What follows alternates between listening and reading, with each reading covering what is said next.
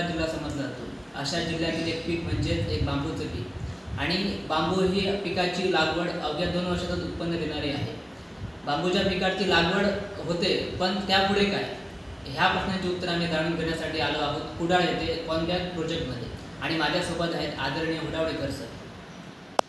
तर नमस्कार. युवा सेंटरमध्ये सर्वप्रथम आपले स्वागत करतो. सर, मला सांगा, कॉनबॅक हा जो प्रोजेक्ट आहे याची सुरुवात कधीपासून झाली व कशा पद्धतीने झाली? फार सुंदर प्रश्न विचारला आहे तुम्ही. नमस्कार. तुमच्या युवा सिंधू या चॅनलचं खऱ्या अर्थानं कॉनबॅकमध्ये मी स्वागत करतो. कॉनबॅकची सुरुवात खरी तर 2000 साली झाली. इथल्या आंबा आणि काजू हा आपला नैसर्गिक स्रोत आहे आणि आंबा, काजू आणि कोकम ह्याच्याबरोबर अनेक दुर्लक्षित स्रोत पण आहेत. जसा फणस आहे, जसं जांभूळ आहे, जसं वनौषधी आहे आणि जसं बांबू आहे. मग अशा सगळ्या दुर्लक्षित स्रोत जे आहेत, नैसर्गिक स्रोत आहेत, त्यांना एक घेऊन इथल्या माणसाच्या विकासासाठी म्हणून आम्ही कोकण निसर्ग मंच नावाची एक संस्था स्थापन केली, ज्याला सुरेश प्रभू साहेब आपल्या ह्या भागाचे माजी खासदार होते, त्यांनी पुढाकार घेतला. आणि मग इथल्याच लोकांनी स्थापन केलेल्या कोकण निसर्ग मंचमधनं अनेक जे काही प्रयोग सुरू झाले त्याच्यातला हा एक बांबू आहे. साधारण 2000मध्ये आम्ही प्रयोगाला सुरुवात केल्यानंतर पहिल्यांदा forest research institute Dehradun, FRI Dehradun ही आपल्या जगातली, आपल्या देशातली सर्वोच्च रिसर्च इन्स्टिट्यूट आहे, ज्या ठिकाणी आपण बांबूचा सिंधुदुर्ग आणि रत्नागिरीतला जो काही उपलब्ध साठा आहे त्याच्याबद्दलचा सर्वे करून घेतला. त्याच्यानंतर 2002मध्ये आपण युनिडोच्या, United Nation for development organisation, ही इंटरनॅशनल जी ऑर्गनायझेशन आहे, तर त्या युनिडोच्या UNDP इंडस्ट्रियल डेव्हलपमेंट प्रोग्रामच्या बॉब हॅलेट नावाच्या तज्ज्ञाला, बांबूमधल्या तज्ज्ञाला या ठिकाणी प्राचारण केलं. आणि इथं ओंकार डिलक्समध्ये आपण एक मीटिंग घेतली. जिल्ह्यातले शेतकरी, कार्यकर्ते, व्यापारी, त्याच्यानंतर सामाजिक संस्था आणि सरकारचे प्रतिनिधी, नाबार्डपासून सगळ्या प्रकारचे अशी एक चांगली विचारमंथनाची बैठक घेतली. आणि आम्ही त्यांच्यासमोर तो FRIचा रिपोर्ट ठेवला. तो रिपोर्ट ठेवल्यानंतर तो म्हणाला, व्हेरी गुड, छान आहे तुमचा रिपोर्ट, पण बांबूचा जर इंडस्ट्रियल डेव्हलपमेंट करायची असेल तर हा बांबू तुमचा 3 महिन्यात संपेल. म्हणजे ज्याला आम्ही म्हणत होतो की अबंडंट आहे, प्रचंड मुबलक प्रमाणात आहे, तर दुसऱ्या बाजूला तो म्हणत होता हा 3 महिन्यात संपेल.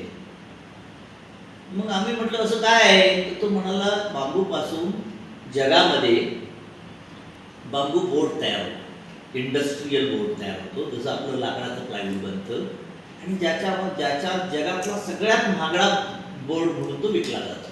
आणि this is the future material. म्हणजे हे खऱ्या अर्थानं भविष्याचं साहित्य आहे, ते वापरासाठी तुम्हाला काम करता येईल, पण त्याच्यासाठी खूप लागवड झाली पाहिजे.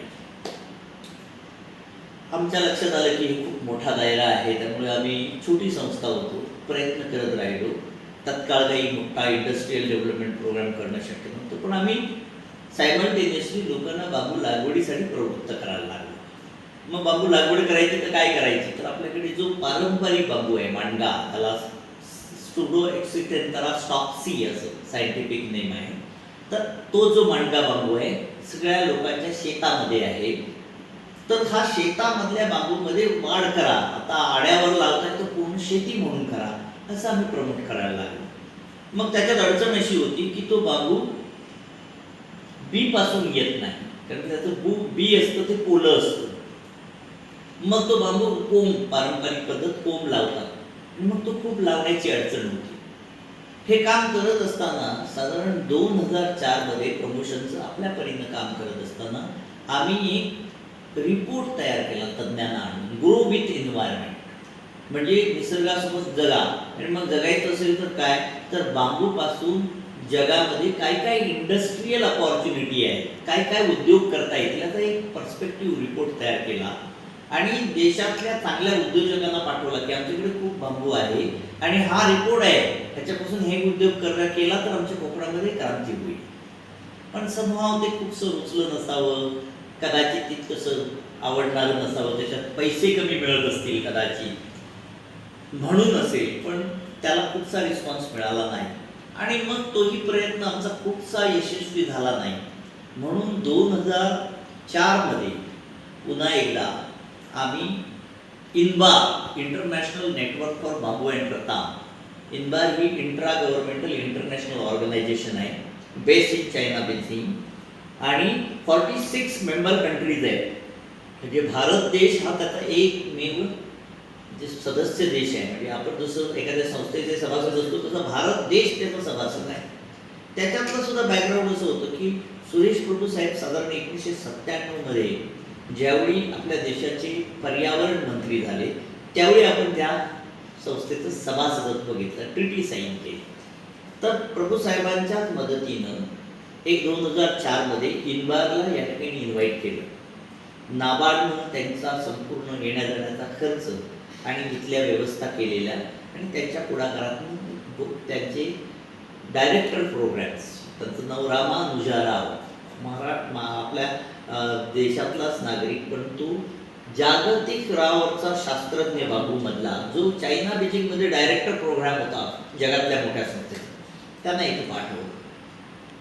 आपण इथल्या कुडाळमध्ये पुन्हा एकदा सगळ्या शेतकऱ्यांना बोलवलं, सामाजिक कार्यकर्त्यांना बोलवलं, त्याच्यानंतर अधिकारी होते आणि एक मीटिंग कंडक्ट केली. मीटिंगमध्ये सगळ्यांनी आपल्या सूचना सांगितल्या, अमुक झालं पाहिजे, तमुक झालं पाहिजे. तर तो म्हणाला, we are not funding agency. म्हणजे काय, आम्ही पैसे देणारी संस्था नाही आहोत, वी आर रिसर्च ऑर्गनायझेशन. ते म्हणाले आम्ही संशोधन करतो आणि ते संशोधन त्या त्या देशांना विकत देतो, फुकट काही देत नाही. तुम्हाला जर काही इथं संशोधन करायचं असेल तर त्याच्यासाठी काहीतरी खर्च करावा लागेल. फंड्स मिळण्याचा तर काही संबंध नाही. आपली सर्वसाधारण अपेक्षा अशी असते की लोकांनी आपल्याला काहीतरी निधी द्यावा, आंतरराष्ट्रीय संस्था आली की निधी द्यावा. तो म्हणत होता मी तुम्हाला संशोधन देईन. मुळातच संशोधनाची किंमत, ज्याला व्हॅल्यू म्हणतो आपण, ती समजली नाही. त्यामुळे आमच्या बरेचशी लोक दुपारच्या जेवणानंतर उठून गेली आणि तो म्हणाला, अरे आपण आता कोणी शिल्लक नाही, 2-4 माणसं आहोत, तर आपण वर जाऊन बसू आणि चर्चा करू. आणि मग त्यावेळी आम्ही खूप चर्चा जी केली त्याच्यामध्ये त्यांना सांगितलं की आमच्याकडे जो कळक बांबू, बांबूचा बांबूच असं म्हणतात, ज्याला काटे असतात, जो आमच्याकडे फुकट तोडून दे म्हणून सांगतात, असा कळक बांबू, कणकी म्हणतात, कळक म्हणतात त्याला, जे कणकवली हे जे नाव पडलं कळकीवरनं, तो बांबू. तर त्या बांबूपासून काहीतरी करा. तो आमच्याकडे बांबू आहे आणि त्याचं जर काही केलं तर शेतकऱ्याला खऱ्या अर्थानं पुढे येण्यासाठी उत्तेजन मिळेल. मग त्यांनी ऐकलं की नाही माहीत नाही आणि ते गेले. आणि एक 8 दिवसांनी त्यांची मेल आली की तुम्ही 85 मेट्रिक टन बांबू जर्मनीमध्ये आम्हाला रिसर्चसाठी पाठवाल का, त्याची काही कॉस्ट असेल ते आम्ही देतो. आम्ही हो म्हणून टाकलं. आमच्या सालाबादच्या संजीवजी माझे कलिग्स आहेत, संजीव करपे आणि मी ह्याच्यामध्ये स्थानिक मेंबर म्हणून या ठिकाणी पुढाकार घेत होतो ह्या सगळ्या चळवळीमध्ये. तर हो म्हणून टाकलं आणि मग लक्षात आलं की त्यांच्या काही डिटेल्स आले, हे अशा तुकड्यामध्ये पाहिजे, त्याचा अमुक मॉइश्चर असलं पाहिजे, असं सगळं त्यांच्याकडनं डिटेल्स आल्यानंतर आम्ही धडपडायला लागलो. मग आमच्या लक्षात आलं की ते तुकडे करून देणार कोण. आम्ही कुठच्या तरी एका गिरणीवाल्याकडे गेलो, कारण ते कापायचे म्हणजे गिरण पाहिजे, इतके 85 मेट्रिक टन हाताने कापता नाही येणार. मग आम्ही त्यांच्याकडे गेल्यानंतर तो म्हणाला, अरे वेळे आहेत ते तुम्ही, बांबू आम्ही आमच्या पात्याला लावत नाही, बांबू पात्याला लावला तर लोक काय म्हणतील, बांबू पात्याला लावायची सवय नाही. म्हणजे एक लोकांच्या मनावर एक वाईट पगडा होता, बांबू म्हणजे अभद्र आहे. आणि त्यामुळं आम्हाला त्याच्याबरोबर सुद्धा खूप फायटिंग करावे लागले. त्याच्यानंतर तो सुकवायचा कुठे, त्याचा मॉइश्चर कसं मोजायचं, त्याच्यानंतर त्याच्या अनेक इंटरनॅशनल परमिशन, स्टफिंग परमिशन, हे सगळे प्राणायाम करून आम्ही पहिला लॉट ज्यावेळी जर्मनीला पाठवला आणि आता पुढच्या लॉटची तयारी करेपर्यंत त्यांची मेल आली, युअर कन्साइनमेंट इज रिजेक्टेड. परत हादरलो. म्हणजे उगाच हाऊस म्हणून आम्ही हे करत होतो काहीतरी घडावं म्हणून. आणि असं झाल्यानंतर एकदम म्हणून काय झालं हे शोध घेताना लक्षात आलं की अशा प्रकारचे कंटेनर भरताना त्याच्यामध्ये बुरशी येऊ नये म्हणून एक स्टफिंगमध्ये एक प्रक्रिया केली जाते. ती चुकीच्या पद्धतीने झालेली, आमच्या बाजूने काही चूक नव्हती, पण त्यामुळे बुरशी आल्यामुळे त्यांनी तो रिजेक्ट केला. मग आम्ही हार मानली नाही, पुन्हा एकदा दोषात घेतलो, स्वतःचेच पैसे घातले. बाकीची 85 मेट्रिक टन आम्ही यशस्वीपणे पाठवली. जर्मनीमध्ये त्याच्यावर संशोधन झालं आणि देशातला बेस्ट नॅचरल फायबर म्हणजे त्याचा जो आपला आर्टिफिशियल फायबर असतो तो नॅचरल फायबर म्हणून जगातल्या सगळ्यात महागड्या गाड्यांच्या डॅशबोर्डसाठी म्हणून तो त्याने डेव्हलप केला. आता हे सगळं झाल्यानंतर ही जी आंतरराष्ट्रीय संस्था आहे इन्बा, तिला वाटलं की अरे ही लोक धडपडणारी आहेत, आपण हे इथं काहीतरी प्रयोग करायला हरकत नाही. आणि त्यांनी 2004 साली कोकण बांबू केन डेव्हलपमेंट सेंटर ही सेक्शन 25 होता, आता सेक्शन 8 म्हणतात, नॉट फॉर प्रॉफिट कंपनी स्थापन केली. कोणी इन्बारनं स्थापन केली. आणि मग आम्ही 2 स्थानिक फाउंडर मेंबर म्हणून त्याच्यामध्ये प्रतिनिधित्व करायला लागलो आणि कॉनबॅकची स्थापना झाली. आणि आज जवळजवळ 17 वर्ष झाली. कॉनबॅक आज 17 वर्षात अनेक टप्पे गाठत पुढे पुढे चालली आहे. थँक्यू. एकंदरीत बघितलं तर आपल्या मालवणी भाषेत मांडगा असं बांबूला म्हटलं जातं. पण आजही लोकांना माहीत नाही की आपल्या कोकणात बांबूचे विविध प्रकार आहेत. तर असे कोणकोणते प्रकार आहेत, काय त्यांची नावं आहेत जी तुमच्या प्रोजेक्टमध्ये वापरली जातात? जनरली आपल्या कोकणामध्ये, संपूर्ण देशामध्ये आणि महाराष्ट्रामध्ये असा जर विचार केला तर देशामध्ये साधारण 350 जाती बांबूच्या आहेत.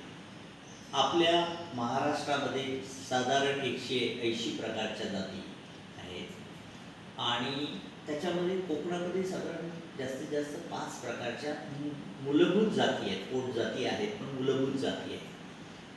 सगळ्यात अत्यंत उपयुक्त असलेली शेतकऱ्याची जात म्हणजे मांडगा बांबू आहे, जो साधारण सिंधुदुर्ग, रत्नागिरी जिल्हा ह्याच्यामध्ये मोठ्या प्रमाणावर आढळतो आणि थोडासा पश्चिम महाराष्ट्राच्या बॉर्डरवर गडिंग्लज, आजरा ह्या भागामध्ये आढळतो.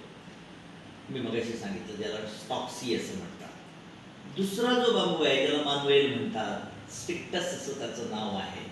आणि मानवेल हा संपूर्ण महाराष्ट्रामध्ये आढळतो, देशामध्ये पण आढळतो. तिसरा बांबू जो आहे त्याला बोरबेट असं म्हटलं जातं. चौथा बांबू आहे हा आपला कळक बांबू, जो तुम्हाला मी मगाशी सांगितलं, ज्याला काटे असतात. आणि ते काटे असल्यामुळे तो एकमेकात गुरफटतो, वाकडा तिकडा वाढतो आणि त्यामुळे तो सरळ नसल्यामुळे फक्त आपल्याकडे बिल्डिंग मटेरियलसाठी, ज्याला आपण स्कॅफोल्डिंगसाठी वापरतो, त्याच्यासाठी तो वापरला जातो. तर ह्या जर 4-5 जाती सोडल्या तर त्याच्या पलीकडे कोकणामध्ये प्रमुख जाती नाहीत. पण आपल्याकडं मांडगा बांबू ह्याच्यावर मात्र शेतकऱ्याचं गणित पक्का आहे. त्याला माहिती आहे की ह्याच्यातनं मला पैसे मिळतात. आजपर्यंत मांडगा बांबू हा बांधावर लावला जायचा, कडेला लावला जातो, आड्यावर लावला जायचा. आणि मग त्या मांडग्या बांबूची पद्धती काय होती तर शेतकऱ्याला त्याचं अडलं नडलं की फिक्स डिपॉझिट म्हणून तो उपयोगाला यायचा. म्हणजे काय तर हा एकच असं पीक आहे कोकणातलं की जे शेतकऱ्याला कापावं लागत नाही स्वतःला. तो जो कोणी व्यापारी असेल तो त्याला सांगतो की तुझी 10 बेटा आहेत, त्या 10 बेटाचे एवढे बांबू मिळणार आहे, हे पैसे ॲडव्हान्स ठेव. आणि तो ते पैसे देतो आणि ज्यावेळी त्याला गरज असते त्यावेळी तो स्वतः तो जो व्यापारी असतो तो कापतो. रात्री आमच्या व्यापाऱ्याचे अनेक इंटरव्ह्यूज आमच्याकडे आहेत, मुलाखती आहेत. तो म्हणतो हे माझं फिक्स डिपॉझिट अशासाठी आहे, त्यावेळी ATM नव्हतं, त्याला जर रात्री 10 वाजता पैशाची गरज लागली, 12 वाजता पैशाची गरज लागली तर तो त्या व्यापाऱ्याला फोन करतो, माझी 10 बेटा असं माझे इतके बांबू मिळतील, मला पैसे देशील का? तर तो धावत येऊन त्याला पैसे देतो. इतकं प्रचंड प्रमाणावर त्या बांबूची मागणी मुंबई आणि इतर राज्यामध्ये होती. आता मग हा बांबू का मागणी होती तर आपण थोडेसे सुदैवी आहोत. म्हणजे बांबू आमचा चांगला आहे की वाईट आहे हा वेगळा मुद्दा असेल, पण सुदैवी अशासाठी आहोत की बांबूचा प्रदेश म्हणजे नॉर्थ ईस्ट, उत्तर पूर्वांचल प्रदेश. आणि ह्या भागात बांबू अत्यंत स्वस्त रुपयात मिळतो. म्हणजे जिथं बांबूची जंगलं आहे, ज्याला रानमोडीसारखं बांबू वाढतो, म्हणजे तिथली रानमोडी झाली आहे, पण ते जवळजवळ हजारो किलोमीटर तिथं दूर असल्यामुळे तिथून इथं येण्याचा खर्च हा खूप मोठा, 50 पट जास्त होतो. आणि मग सगळ्यात जवळ बांबू उपलब्ध असणारा प्रदेश म्हणून कोकणामधला बांबू मुंबई, पुणे आणि इतर शहरामध्ये, बेंगलोरपर्यंत खूप मोठ्या प्रमाणावर मागणी होती. हे आपलं सुदैव आहे. नैसर्गिकता उपलब्ध होता आणि सगळ्यात जवळ बांबू मिळणारा प्रदेश ह्याच्यामुळे आपल्याकडे खूप छान दर शेतकऱ्याला मिळत होता, किंबहुना शेतकऱ्यापेक्षा व्यापाऱ्याला मिळत होता, म्हणून तो शेतकऱ्याकडनं घेत होता. आता ह्या 5 जाती सोडल्या तर जनरली तुम्हाला सांगतो की आम्ही काय केलं, तर आम्ही गेल्या 17 वर्षात काही जाती नॉर्थ ईस्ट मधल्या आणि ठिकाणच्या काही जाती प्रायोगिक तत्वावर ह्या सिंधुदुर्ग जिल्ह्यामध्ये अगदी विमानानं पण आणल्या आणि काही प्रोग्रेसिव्ह फार्मर जे म्हणतात, ज्याला प्रगतशील शेतकरी असं म्हणतो, त्या शेतकऱ्यांना दिले आणि त्या लावून बघायला प्रयत्न केला. मग काही जाती त्याच्यातल्या आपल्याला सुटेबल नाही आहेत, काही जाती आहेत ज्याच्यामध्ये बालकोवासारखी जात आहे जी कणकासारखाच जाडी असते, जाडजूड असतो परंतु काटे नसतात. त्याच्यानंतर आम्ही एक न्यूटन्स नावाची जात त्यावेळी आणली, जी आता महाराष्ट्र गव्हर्नमेंट बालकोवा न्यूटन्स या अधिकृत कोकणामध्ये लावता येतील जाती म्हणून प्रमोट करते. हे आम्ही जवळजवळ 15 वर्षापूर्वी करून बघितलं, अशासाठी की करून बघितल्याशिवाय आपण सामान्य शेतकऱ्याला दिलं तर कदाचित शेतकऱ्याची फसगत होईल. तर जे प्रगतशील शेतकरी आहे, जे प्रयोग म्हणून करू इच्छितात अशा लोकांना दिलं आणि त्याच्यातनं आता या ठिकाणी हळूहळू बालकोवासारखा एक बांबू, जो बांबूच्या कन्स्ट्रक्शनसाठी अत्यंत उपयोगाचा आहे, त्याच्यानंतर न्यूटॉनसारखा बांबू, अशा प्रकारचे बांबू आता इथं लागवड व्हायला लागली. तर साधारण आता आणखी 5 जातीमध्ये आणखी 3-4 प्रकारच्या जाती यापुढे कोकणामध्ये चांगल्या प्रकारे वाढतील आणि लोकांना त्याचा फायदा होईल. आपण बघितलं तर उत्पादन वाढीची गरज आहे सध्या. उत्पादन वाढीबाबत आपली संस्था काय मार्गदर्शन करते का कार्यशाळा वगैरे? आम्ही ज्या दिवसापासून बांबूची चळवळ हाती घेतली, 2000 सालापासून आजपर्यंत बांबूची वेगवेगळ्या पद्धतीनं प्रमोशनसाठी प्रयत्न केला. एक सगळ्यात महत्त्वाचं आम्ही तुम्हाला मगाशी सांगितलं तसं वेगवेगळ्या जाती आणल्या आणि त्या इथं दिल्या आणि त्याचा प्रयोग केला. दुसरा आपल्याकडचा जो मांडगा आहे, ज्याचं आपण म्हणतो की फक्त कंद लावला तरच त्याच्यापासून रोप होतं, तर मोठ्या प्रमाणावर लागवड करायची तर काय करायचं, तर आम्ही इथली जी सामाजिक वनीकरणची मोल्देची नर्सरी आहे, तिथे एक जगताप नावाचे तिथले अधिकारी होते, रोपवन अधिकारी, तर त्यांनी ऊसाच्या पेरापासून जशी लागवड करतात तशी बांबूच्या पेरापासूनची लागवड विकसित केली. तर आम्ही डिपार्टमेंट ऑफ सायन्स अँड टेक्नॉलॉजीचं national mission for bamboo application NMBA नावाचं खास बांबूला प्रमोट करण्यासाठीचं एक जे डिपार्टमेंट होतं त्यांना सांगून त्या बांबूच्या नर्सरीला अधिक मोठं करण्यासाठी, तिथल्या अधिकाऱ्यांना अधिक काळ तिथं ठेवून ते अधिक सक्षमपणे पुढे नेण्यासाठी खूप मोठा प्रयत्न केला. त्याच्यानंतर दरवर्षी आम्ही पहिल्या 10 वर्षाच्या काळात दरवर्षी ह्या देशातले बांबूमधले खूप मोठे तज्ज्ञ, जसं R.L. बनिक आहे, R.L. बनिक हे जगामधला खूप मोठा तज्ज्ञ कलकत्त्यावरचा, त्याच्यानंतर इथले आमच्या केरळमधले काही तज्ज्ञ, अशी या ठिकाणी आणून कार्यशाळा घेतल्या. नॅशनल लेवलच्या कार्यशाळा आपण इथं घेतल्या. इथल्या शेतकऱ्यांना त्याचं मार्गदर्शन दिलं आणि अनेक प्रकारच्या जातींचं प्रमोशन करण्याचं काम केलं. ह्या सगळ्या माध्यमातून बांबूचं प्रमोशन तर होतच राहिलं, पण त्याच्या पलीकडे जाऊन आम्ही असाही एक प्रयत्न केला की फॉरेस्ट स्टुअर्ड्स सर्टिफिकेशन, म्हणजे तो बांबू तुमचा हा चुकीच्या पद्धतीनं लागवड केलेला नाही, चुकीच्या पद्धतीनं वाढवलेला नाही, चुकीच्या पद्धतीनं तोडलेला नाही, अशा प्रकारे जर तुम्ही फेअर त्याचं एखादी गोष्ट चांगली शेती केली असेल, फॉरेस्टमधून तोडून आणलेला नाही, म्हणजे चोरून आणलेला नाही, तर अशा प्रकारच्या शेतीला फॉरेस्ट स्टुअर्ड्स सर्टिफिकेशन असं म्हणतात, जे जागतिक स्तरावरचं महत्त्वाचं सर्टिफिकेशन असतं. तर त्याची प्रक्रिया सुद्धा आम्ही गेली फॉरेस्ट स्टुअर्ड्सची चालू केली आणि ह्या सगळ्याच्या पलीकडे जाऊन आत्ता लवकरच कोकणातल्या शेतकऱ्यासाठी खूप मोठी उपलब्धी आम्ही करून देण्याच्या प्रयत्नात आहोत. ती म्हणजे त्याला कार्बन क्रेडिट मिळवून देण्यासाठी आम्ही प्रयत्न करतो. कार्बन क्रेडिट म्हणजे काय, तर आपण जो बांबू लावतो तो बांबू काय करतो, तर ह्या हवेतलं नायट्रोजन, कार्बन डायऑक्साईड खेचून घेतो, शोषून घेतो आणि ऑक्सिजन देतो, जगाचं सगळं झाड देतात. तर जर बांबू लावला तर तो काय करणार आहे, जेवढा बांबू लावाल तेवढा तो 22% ते 23% इथला कार्बन शोषून घेणार आहे.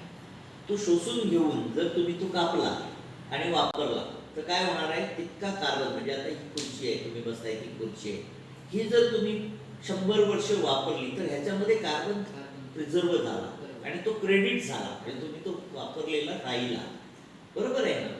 तर हा कार्बन क्रेडिटची जी संकल्पना आहे त्या संकल्पनेमध्ये शेतकऱ्याने जर बांबूची शेती केली तर त्याला कार्बन क्रेडिट मिळालं पाहिजे, अशा प्रकारची एक कन्सेप्ट आम्ही घेऊन पुढे चाललोय. आणि मला वाटतं पुढच्या अवघ्या 15 ते 20 दिवसामध्ये प्रत्येक शेतकऱ्याला कार्बन क्रेडिटचे सुद्धा पैसे मिळायला सुरुवात होणार आहे. लवकरच आपल्याला त्याची पहिलं निष्पत्ती होईल.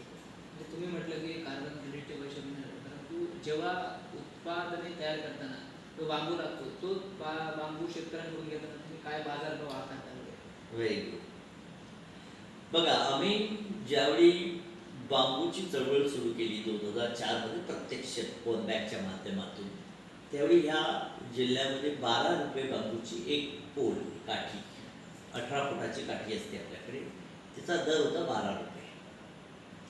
100 काठी झाली की त्याच्यावर देवाच्या 5 काठ्या द्याव्या लागायच्या. त्याच्यानंतर लहान काठी असेल म्हणजे त्याची जाडी लहान असेल तर 2 काठीची 1 काठी अशी मोजली जायची.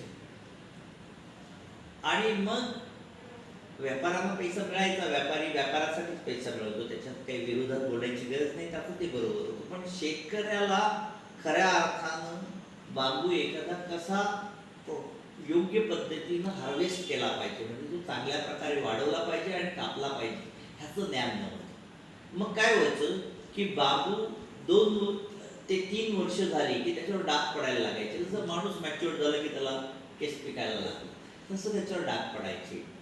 आणि साधारण बांबू खऱ्या अर्थाने परिपक्व, जसं माणूस परिपक्व होतो तसा बांबू परिपक्व होण्यासाठी साधारण 3 वर्ष लागतात. तर तो परिपक्व बांबू डाग पडायचे. दुर्दैवानं मार्केटमध्ये तो डाग पडलेला बांबू डागी बांबू नावाने ओळखला जायचा आणि मग त्या डागी बांबूला 12 रुपयाचे 6 रुपयेच मिळायचे. हे खरं शोषण होतं. कारण काय, मॅच्युअर्ड बांबूला जास्त पैसे मिळाले पाहिजे, कोवळ्या बांबूला कमी पैसे मिळाले पाहिजे. पण उलट होतं, हिरवागार बांबू असेल तर ते मुंबईचं मार्केट हिरवागार दिसतो म्हणून त्याला जास्त पैसे द्यायचं. आणि मग तो बांबू कोवळा कापला गेल्यामुळे एकतर कारणाशिवाय बदनाम व्हायचा. कारण काय, तर कोवळा बांबू आहे तो टिकत नाही. मुळातच जगात जे जे काही इमॅच्युअर्ड आहे ते टिकत नाही, हा वास्तव आहे. त्यामुळे कोवळा बांबू टिकायचा नाही. दुसरं, डागी बांबू नको म्हणून सांगितल्यामुळे लोक काय करायचे, कोवळा बांबू काढायचे. आणि कोवळा बांबू काढला की त्याचा येणारा कुठवा कमी व्हायचा, म्हणजे परत दुसऱ्या अर्थानं नुकसान व्हायचं. तिथं दर जास्त नाही मिळायचा आणि इथं परत कुठवा नाही यायचा. ह्या सगळ्या मारामारीमध्ये शेतकऱ्याचं खूप मोठं नुकसान व्हायचं. आम्ही ज्यावेळी ही चळवळ अत्यंत शास्त्रशुद्ध पद्धतीने सुरू केली, लोकांना सांगितलं तुम्ही आम्हाला डागी बांबू दिला तर तुम्हाला आम्ही 25 रुपये देऊ. ज्या दिवशी डागी बांबूला 6 रुपये मिळत होते आणि मग 25 रुपये एका बांबूला मिळतात, म्हणजे जवळजवळ 3 पट जास्त बांबूचे, 4 पट जास्त बांबूचे पैसे देतात. लोकांना वाटलं की वेळे आहेत, नवीन काहीतरी उत्पादन करतात, पण तसं नव्हतं. तर एखाद्या बांबूचा फायबर जो असतो, आतले जे तंतू असतात ते जर स्ट्रॉंग झाले पाहिजे तरच तो बांबू टिकणार. आणि मग आम्ही असे बांबू घ्यायला लागलो. शेतकऱ्याला दर जाहीर केला म्हणजे तो दडवून ठेवला नाही. मग आम्हाला व्यापारी पण बांबू देतो, आजही देतो, पण शेतकरी पण द्यायला लागला. आणि शेतकऱ्याला वाटायला लागलं की 25 रुपये मिळतो तर आपण 3 वर्ष टिकवला पाहिजे. तो 3 वर्ष टिकवून मिळाला तर फुटवे पण चांगले येणार. आणि ह्या सगळ्या प्रक्रियेमध्ये उत्पादन तर वाढलंच, पण शेतकऱ्याला डबल रेट मिळाला. हळूहळू 25 चा 30, 35, 40 आणि पुढं पुढं जात राहिलो. आणि आज आमचा जाहीर रेट असतो. आमचे पॅरामीटर्स आहेत, आम्हाला खूप जून बांबू लागतो, त्याचा डायमीटर काय असला पाहिजे, त्याचा थिकनेस किती असला पाहिजे, ह्या सगळ्या गोष्टीचे आहेत. तर असे बांबू आज आम्ही जवळजवळ 90, 100, 110 रुपयापर्यंत विकत घेतो.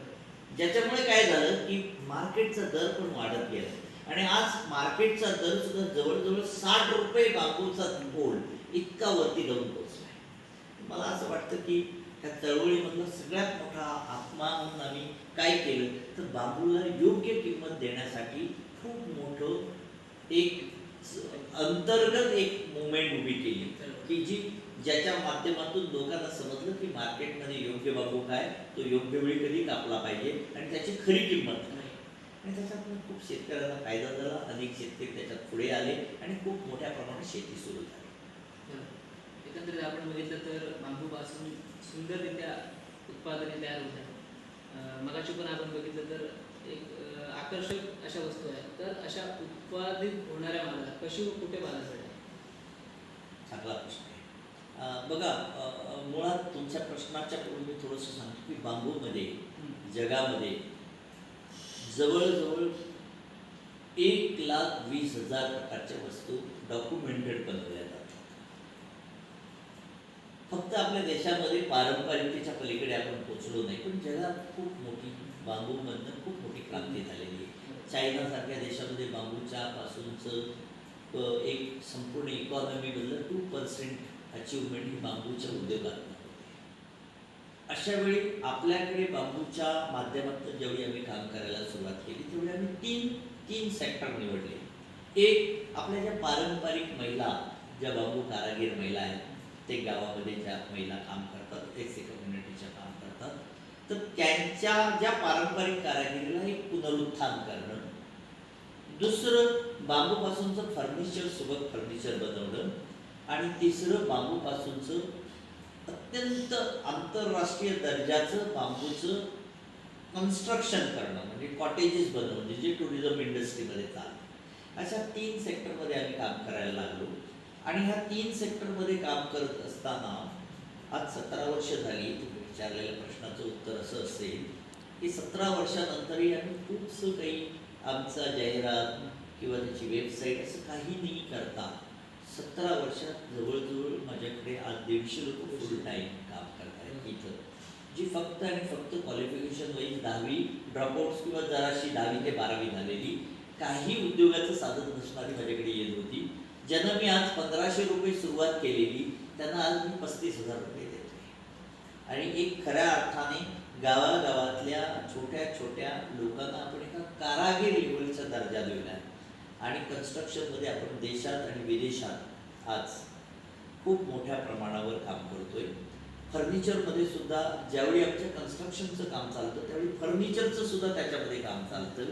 आणि सुदैवानं त्या फर्निचरमध्ये क्राफ्टसारखे आयटम हे पण चालतात.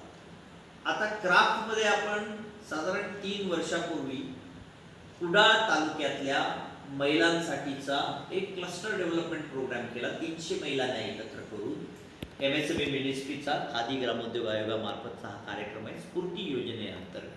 त्या योजनेचं नाव आहे scheme of fund for regeneration of traditional industry, म्हणजे पारंपरिक कलांचं पुनरुत्थान. संपत चाललेल्या कलामध्ये ही बांबूची कला येते. बांबूच्या कारागिराला कधी कारागीर कोणी म्हटलं नव्हतं, तर अशी कला पुढे नेण्यासाठीचा आपण एक सुंदर असा प्रकल्प इथं उभा केला आहे आणि तो लवकरच पुढे जाईल.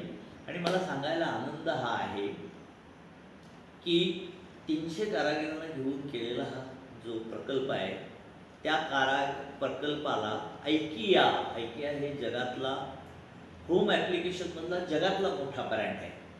आणि आपल्या देशामध्ये आत्ताच त्यांनी 2 सेंटर उभी केली. पहिला हैदराबादमध्ये झालं आणि दुसरा दुसरा शॉप आत्ता वाशीमध्ये सुरू झाला आहे.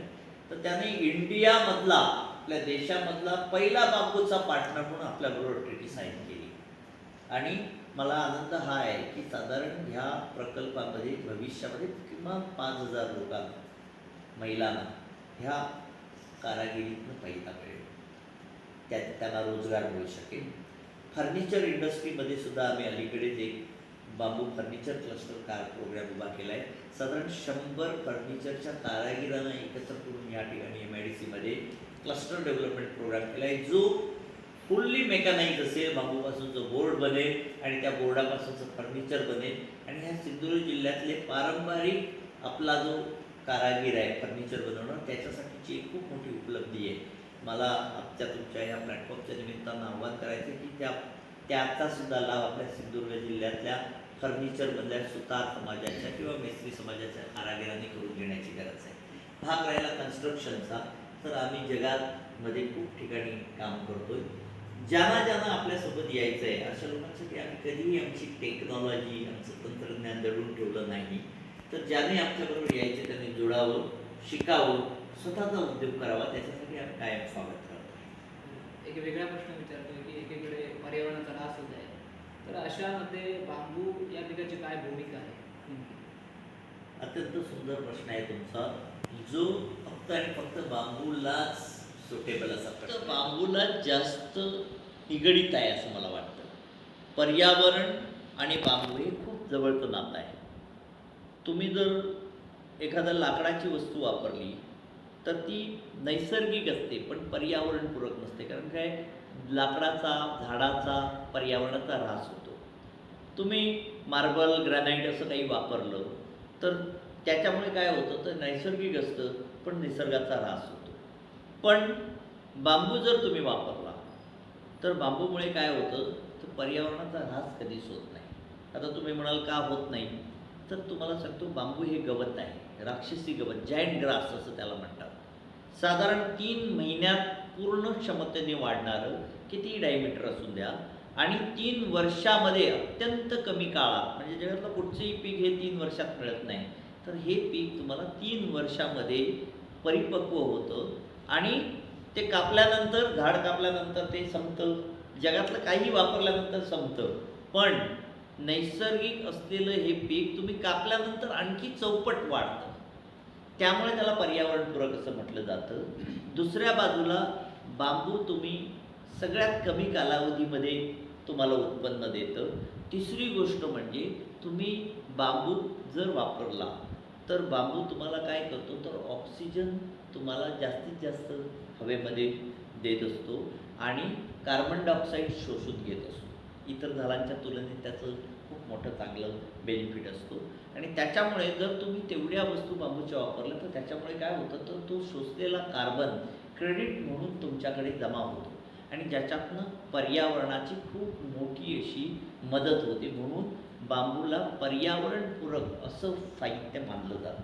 आणि जगामध्ये जेवढी आपण कम्पेअर करतो तेवढी आपल्या देशामध्ये त्याला इन्फिरियर चीप मटेरियल, अत्यंत गरिबीचं साधन असं त्याला म्हटलं जातं. पण जगामध्ये मात्र बांबूची वस्तू ही खूप महागडी वस्तू मानली जाते. कारण काय, ती कुठच्याही साहित्यापेक्षा पर्यावरणाचा जतन करून पुढे आलेली, पर्यावरण सांभाळून पुढे आलेली वस्तू असते. त्यामुळे त्याच्यापासूनच्या घरं असतील, त्याच्यापासूनचे फ्लोरिंग असतील, जे काही बनतं हे सगळ्यात महागडं म्हणून उपलब्ध होतं. आणि म्हणूनच पर्यावरण आणि बांबूचं एक खूप जवळचं नातं आहे आणि म्हणून त्याची खूप मोठी किंमत आहे. तर एकंदरीत आपल्या संस्थेमध्ये मोठ्या प्रमाणात प्रशिक्षण घेतात युवक असतील, युवती असतील, तर अशांना पुढे उत्पन्नाचं साधन काय आहे? अगदी प्रामाणिक सांगायचं तर माझ्याकडे ह्या देशातले अगदी त्रिपुरा, मिझोराम, मणिपूरपासूनची लोकं येऊन इथं प्रशिक्षण घेतात. त्याच्यानंतर G20 राष्ट्र जी आहेत, आपल्या शेजारील राष्ट्र, आशिया खंडातली, एक पाकिस्तान सोडून सगळ्या देशातले लोक येऊन आपल्याबरोबर का प्रशिक्षण घेतात. मला अभिमान वाटतो की इतक्या बाहेरून लोक इथं येतात, प्रशिक्षण घेतात, समजून घेतात. आता पुढच्या महिन्यापासून 1.5 वर्ष कोरोनामुळे बंद होतं, पुढच्या महिन्यापासून पुन्हा एकदा टीम सुरू होती. पूर्ण देशातनं आता आपल्याकडे पुन्हा एकदा ट्रेनिंगसाठी येणार.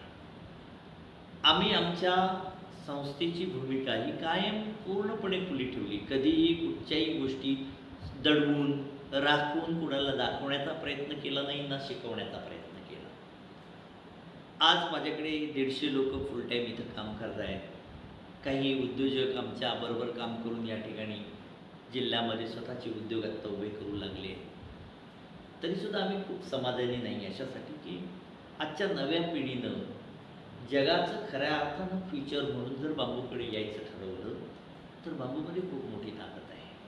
फक्त प्रश्न हा आहे की बांबूमध्ये ज्याला आपण कारागिरी म्हणतो, ती कारागिरी म्हणून काम करण्याची गरज आहे. त्याला सहज सोपं, खूप विनासायास असं हे काम नाही आहे. त्याच्यासाठी आम्हाला 17 वर्ष तपश्चर्या करावी लागली. किमान 7 वर्ष तरी तपश्चर्या करायची चिकाटी ठेवून जर ह्या उद्योगामध्ये कोणतरी उतरेल तर जगामध्ये खूप मोठी मागणी. म्हणजे आजसुद्धा मला कोणीतरी ऑर्डर घेऊन आला की भीती वाटायला लागते. म्हणजे उलट आहे, कोणीतरी ऑर्डर दिली तर अरे बापरे 10,000 पीस देईल का असं विचारलं की मी घाबरतो. मी आमच्या महिलांना गावात विचारलं की ते म्हणतात आता काय, आता दिवाळी असा, आता कापणी असा. म्हणजे मार्केट आहे. जगात सगळ्यात महत्त्वाची फायटिंग उद्योगामध्ये कुठची असते तर बाजारपेठेची. आमच्या उद्योगाचं बरोबर उलट आहे. आमच्याकडे मागणी आहे पण त्या पद्धतीचं पुरवठा होत नाही आणि जर ह्या दर्जाचं पुरवण्याची ताकद आपण निर्माण केली ह्या जिल्ह्यामध्ये, ह्या MIDCमध्ये अनेक उद्योजक आमच्याबरोबर फ्री ऑफ कॉस्ट, मी सगळ्यांना असं कायम जाहीर सांगतो की माझ्याकडे फुकट येऊन शिका, पैसे नाही, तुम्ही शिका. कोणीतरी 3 महिन्यात शिकेल, कोणीतरी 3 वर्षात शिकेल. शिकणाऱ्याच्या कौशल्यावर, त्याच्या चिकाटीवर, त्याच्या तन्मयतेवर ते अवलंबून आहे. त्यानं इथं उद्योग करावा, मीच त्याला ऑर्डर देतो, पण त्याच्यासाठी पुढं नवीन पिढीने येण्याची गरज आहे. अशा प्रकारचं चाकोरी बाहेरची मळलेल्या वाटा सोडून चाकोरी बाहेरची वाट सोपाळण्याची गरज आहे. आणि भले मग तो क्राफ्ट असू द्या, भले ते फर्निचर असू द्या, भले ते कन्स्ट्रक्शन असू द्या, त्यांना प्रत्येकाला आम्ही जे 17 वर्षात मिळवलं ते शिकवण्याची जबाबदारी आमची राहील. पण अशा प्रकारे नवीन पिढीनं पुढे आली तर आपण नक्की त्यांना पुढे घेऊन जाऊ. जगभरातले लोक फायदा घेत आहेत, माझ्या कोकणातल्या, माझ्या सिंधुदुर्गातल्या लोकांनी फायदा घेतला तर त्याचा अधिक आनंद होईल असं मला वाटतं. तर शासनाच्या विविध योजना असतात, तर बांबू लागवड आणि अशा युवकांसाठी काही योजना आहेत का ज्यातून ते आपली विकास साधू शकतात किंवा आपल्या संस्थेपर्यंत येऊ शकतात? प्रश्न योग्य आहे तुमचा. बघा, ज्यावेळी आम्ही आमची चळवळ सुरू केली त्यावेळी आम्हाला माहीतच नव्हतं की ती कशी पुढे न्यायची. दुर्दैवानं शासनाकडे कुठची योजनाच नव्हती, त्यामुळे प्रश्न शासनाची मदत मिळण्याचा नव्हता. कसे बसे पैसे गोळा करून, उलटं सुलटं करून, लोकांची देणी ठेवून काम करत गेलो आणि आज आपण एका वेगळ्या स्तरावर आलो. अजून खूप पायऱ्या चढायच्या आहेत, पण एक वेगळ्या स्तरावर आलो. त्यामुळे मुळातच कोकणातल्या युवकांनी कुठच्या योजनांच्या, असेल योजना तर आपण त्याचा फायदा घेतला पाहिजे, पण मागे लागण्यासाठी थांबावं, एखादी योजना असेल तरच काम करणार असं ठरवावं, अशी मानसिकता बाळगू नये. हा माझा पहिला एक छोटासा प्रामाणिक सल्ला आहे. आता बाहेर राहिला की अशा योजना आहेत का, तर होय, राष्ट्रीय बांबू मिशन, आता ते कृषी खात्याच्या अंतर्गत काम करतं. तर राष्ट्रीय बांबू मिशनने संपूर्ण देशामध्ये बांबूच्या ह्या सगळ्या प्रोत्साहनाकरिता बांबूच्या लागवडीची योजना आणि बांबूच्या प्रक्रियाची योजना सुरू केलेली आहे. बांबूची प्रक्रिया प्लांटसुद्धा लावत आहे. सिंधुदुर्ग जिल्ह्यामध्ये मी तुम्हाला सांगतो, तुम्ही कोण जर माझ्याकडे आलं तर बांबूचं एक कॉमन फॅसिलिटी सेंटर, प्रक्रिया आणि त्याच्यानंतरच्या प्रक्रियोत्तर असलेल्या अशा प्रकारचं एक केंद्र स्वतः स्थापित करून ते चालवायला द्यायचं आहे. त्याच्यासाठी ते कोण मिळेल का अशी वाट बघताय. शासन वाट बघते, म्हणजे 1 कोटी रुपये खर्च करून आता ती वाट बघते, म्हणजे ते कुठे करूया, कोण येत नाही पुढे म्हणून वाट बघते. छोट्या छोट्या अशा प्रकारचे उद्योग करायचं असेल तर शासन त्यांना जवळजवळ 50% अनुदान, लोन नव्हे, 50% स्वतःचा हिस्सा आणि 50% अनुदान, म्हणजे 50% निम्म्या पैशामध्ये उद्योग करायला आज मदत करते. कुठचाही उद्योग असेल तर त्याच्या पलीकडे जाऊन आम्ही जो हा खादी ग्रामोद्योग आयोगाच्या मार्फत स्फूर्ती योजना केली, त्याच्यामध्ये इथल्या जिल्ह्यातल्या कुठच्याही महिला युवकाला त्या प्रकल्पामध्ये सहभागी होऊन फुकट प्रशिक्षण, फुकट प्रोडक्शन युनिटमध्ये काम करायला, आणि जर त्यानं एखादी वस्तू बनवल्या तर त्याच्या सगळ्या वस्तूंना मार्केट देण्याची जबाबदारी आपण घेतलेली आहे. फक्त देणारेच पाहिजेत. इथं आपल्याकडे बऱ्याच वेळा बचत गटांच्या बरीच प्रशिक्षणं असतात आणि बचत गटाच्या प्रशिक्षणानंतर प्रश्न असतो महिलांचा, घेतो लोक कोण, म्हणजे आम्ही हे बनवलं तर घेतो लोक कोण, असा एक प्रश्न असतो. तर मी प्रत्येक वेळी सगळीकडे जातो त्यावेळी म्हणतो की मी प्रशिक्षण देतो लोक, पण देतो लोक कोण ते सांगा. म्हणजे मी प्रशिक्षण द्यायला तयार आहे, पण मला देणार कोण. आत्ता माझ्याकडे कुणीतरी आलेले 200 टोपल्या पाहिजेत, टोपल्या पारंपरिक टोपल्या. तर आमचा जो क्लस्टर डेव्हलपमेंट एक्झिक्युटिव्ह आहे तो आता लोकांना फोन करतोय, टोपल्या द्याल का 200. मी बघा, मी तर म्हणतोय हे सगळं जे तुम्ही बघताय तो वेगळाच भाग आहे, पण अशा प्रकारचं मार्केट आहे इथं. बांबूबद्दलचं एक अनामिक आकर्षण माणसाला आहे पहिल्यापासून आहे. बांबूबद्दल एक वेगळी नजर आहे, वाईट म्हणून बघता, पण दुसऱ्या बाजूला त्याचा एक आकर्षण आहे बांबूबद्दलचं. त्यामुळं बांबूच्या वस्तूंना प्रचंड मोठं डिमांड आहे. मी मगाशी म्हटलं तेच सांगेन परत, प्रचंड इतकी मागणी माझ्याकडे असते की मी घाबरायला लागलो. मला असं वाटतं की इथल्या प्रत्येक युवकानं माझ्याकडे यावं, अशा प्रकारच्या मला काम करायचं आहे म्हणून सांगावं, चिकाटी ठेवी आणि जर काम करायचा प्रयत्न केला तर ह्या सिंधुदुर्ग जिल्ह्यातली ही MIDC फक्त बांबू प्रोसेसिंग झोन म्हणून भविष्यामध्ये मोठी होईल अशी मला आशा वाटते. आज आपण पाहिलं की कॉन्बॅकच्या माध्यमातून निश्चितच आजचा युवक प्रगती साध्य करू शकतो. बांबू लागवडीतून उत्पादनातून मोठ्या प्रमाणात रोजगार आहे, पण आपला युवक याकडे वळत नाही आहे. तर महिलांनी आणि युवकांनी याकडे एक रोजगाराचे साधन म्हणून पाहावे, बांबू लागवड करावी, त्यातून उत्पादने कशी बनतात, त्या प्रशिक्षण काय असते यासाठी कॉन्बॅकला निश्चितच भेट द्या. आज आपण अमूल्य आपला वेळ दिलात आणि आजच्या युवकांना महिलांना सुंदर असे बांबूविषयी मार्गदर्शन केले. युवा सिंधूच्या माध्यमातून ही माहिती घरोघरीत पोहोचणार आणि ही चळवळ आहे जी तुम्ही पुढे नेणार आहात, त्या तुमच्या चळवळीला आमच्याही शुभेच्छा. धन्यवाद. धन्यवाद. युवा सिंधूला सुद्धा अशा प्रकारच्या सकारात्मक उपक्रमासाठी माझ्या कोकण बांबू केन डेव्हलपमेंट मार्फत धन्यवाद. युवा सिंधू